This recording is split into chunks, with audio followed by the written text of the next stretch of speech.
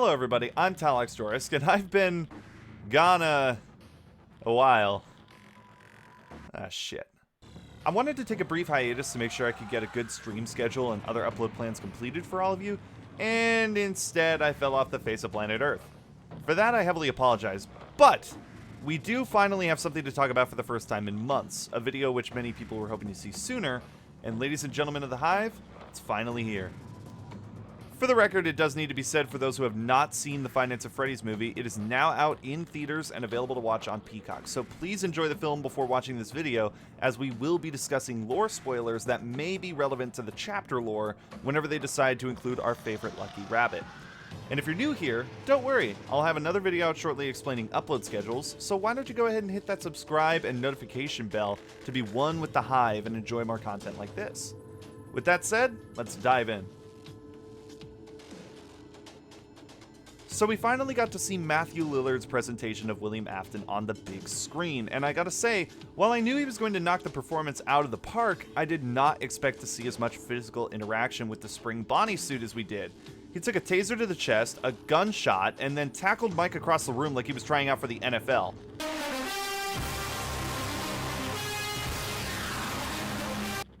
But this does provide some standpoints for Springtrap's potential resilience as a killer in Dead by Daylight. Killers always wind up getting pallets dropped on them, having to step through windows, break aforementioned pallets, among other different things. And Springtrap just being a withered animatronic with some decaying corpse parts still stuck inside that we don't really talk about, it's very easy for someone to assume that a villain like that wouldn't be able to take a beating, at least easy to assume for those who don't know how iconic this line was from the film. I always come back. He has increased strength, no hindrance of stamina, and shockingly high mobility while in the suit. Things that may have become more prominent as the Bond becomes more machine than man. And his weapon of choice?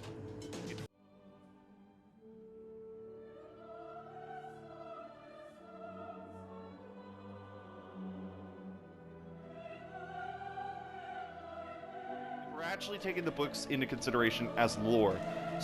William Afton had made a custom knife to use while he's wearing the spring. Dunn gasped with relief, clutching his throat. Then he saw the knife. The rabbit held a slim silver blade. Its big, matted paws should have been too clumsy, but Dunn knew as he stared down at it that the rabbit had done this before and would easily do it again.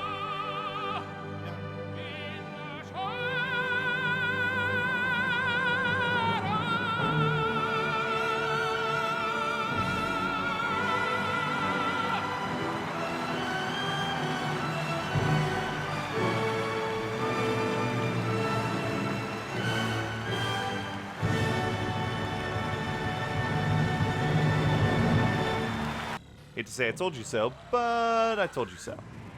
Now, outside of gameplay mechanics, because this is the Spring Bonnie animatronic that we've been using to base this entire new argument on, and not Springtrap because, well, he's not quite here yet, let's discuss the viability of a license agreement to add him to the game.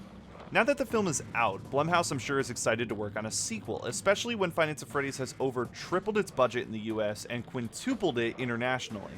But this also means that Blumhouse's film rights to the franchise have become quite the bargaining chip.